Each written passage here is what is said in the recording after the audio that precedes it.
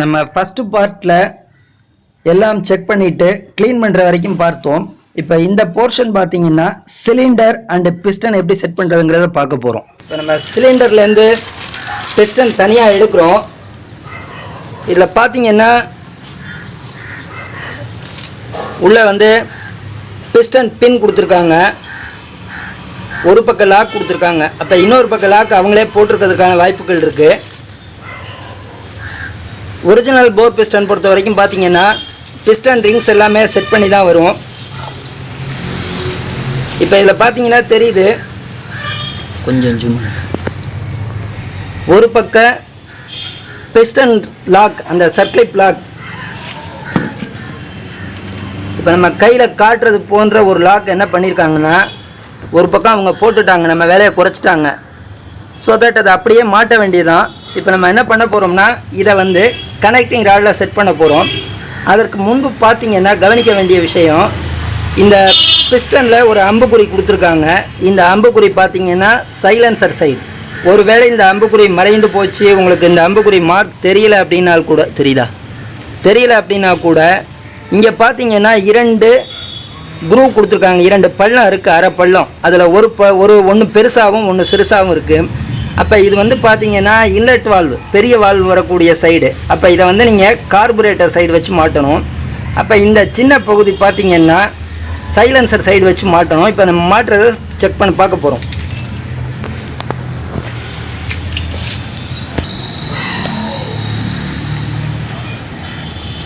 இப்போ நம்ம கையில் காட்டக்கூடியது பார்த்தீங்கன்னா கனெக்டிங் ராட் காட்டுறோம். கனெக்டிங் ராடில் புதிய பிஸ்டன் பின் ஒரு கிராஸ் செக் பண்ணிக்கிறோம், ஃப்ரீயாக இருக்கா, ஏதாவது ப்ளே இருக்கா அப்படிங்கிறத செக் பண்ணிக்கிறோம். அடுத்தது பார்த்தீங்கன்னா இப்போ நம்ம ஏற்கனவே சொன்னபடி ஒரு ட்ராப் லைட்டாக ஆயில் டச் பண்ணிக்கிறோம். இந்த பிஸ்டனில் இந்த பெரிய பள்ளம் இருக்கக்கூடிய பகுதி அப்படியே மேல் பக்கமாக வர மாதிரி இந்த பொசிஷனில் வச்சு நம்ம மாட்ட போகிறோம். இது கார்புரேட்டர் சைடு வரக்கூடியது.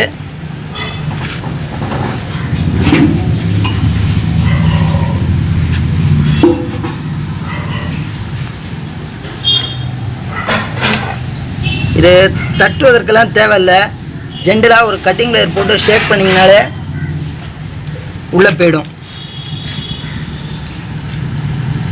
இப்போ பிஸ்டன் உட்காந்துடுச்சு.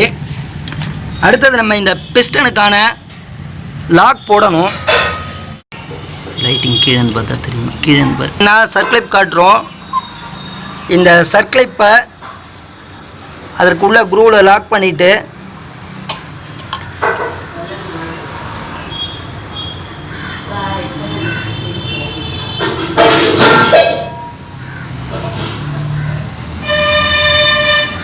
இது வீடியோவில் பார்க்கும்போது கொஞ்சம் கஷ்டமாக தோணலாம். ஒரு மெலிசு கனெக்டர்,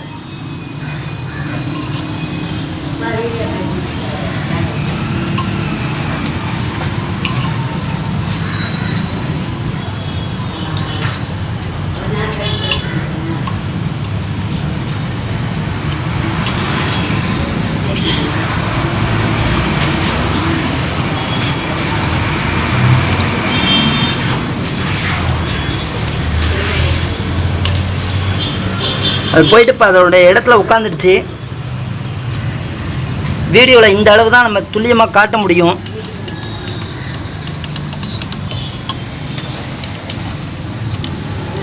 சேஃப்டிக்கு செக் பண்ணிக்கிறோம். அந்த பின் பக்காவாக லாக் ஆகிடுச்சு. அடுத்தது பார்த்தீங்கன்னா இப்போ நம்ம போர் கேஸ்கட்,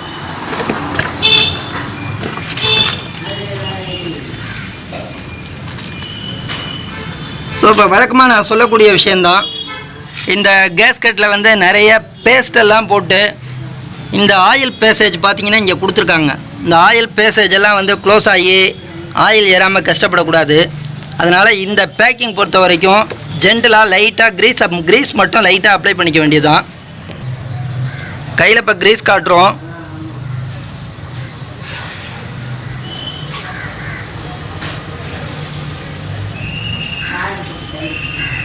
இது கூட பார்த்தீங்கன்னா போர் கேஸ்கெட்டுக்கு மட்டும் லைட்டாக கிரேஸ் போட்டிங்கன்னா போகிறோம்.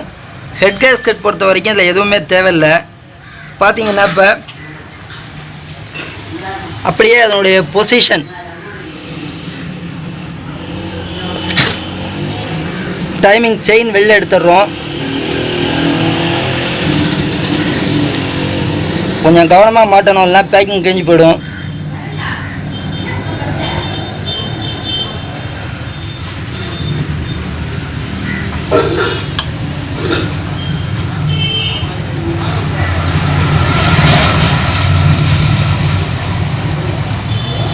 பேக்கிங் போயிட்டு அதனுடைய பொசிஷனில் உட்காந்துடுச்சு.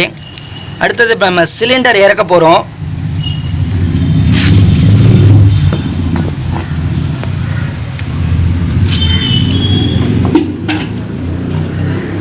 போதுமான கிளியரன்ஸ் அவங்க கொடுத்துருப்பாங்க.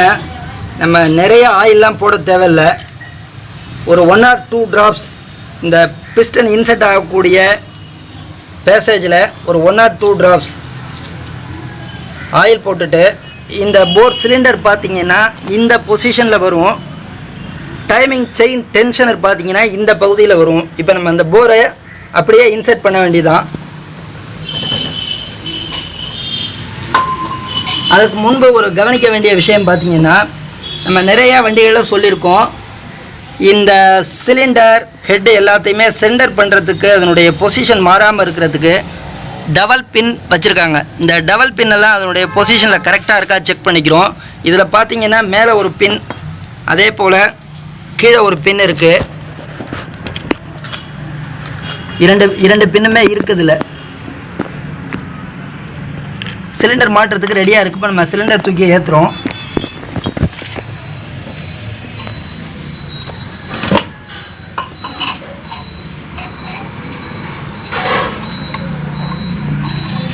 போர் ஒரு பொசிஷனுக்கு வந்ததுக்கு அப்புறமா பார்த்தீங்கன்னா அந்த டைமிங் செயின் கீழே தொங்கிக்கிட்டு இருக்கு. இந்த டைமிங் செயினை இங்கே இருக்கக்கூடிய இந்த போரில் இருக்கக்கூடிய இந்த பேசேஜில் வெளியில் எடுக்கிறத பார்க்க போகிறீங்க. இப்போ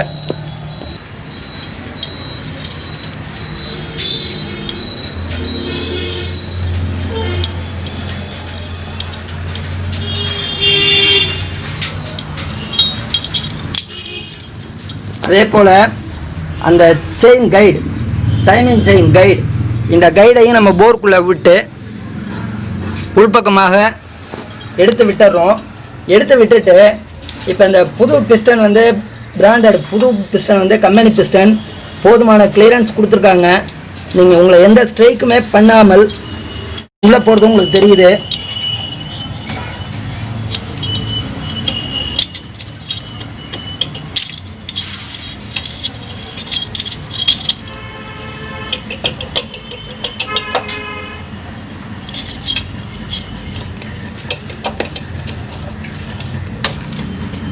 இப்போ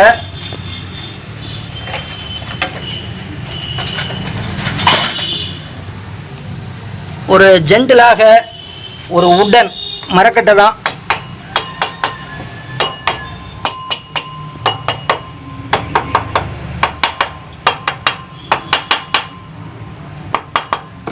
பர்ஃபெக்டாக போர் உட்காந்துருச்சு. செயின் கரெக்டாக இருக்குது, பேடு கரெக்டாக இருக்குது. நம்ம பேக்கிங் போட்டாச்சு.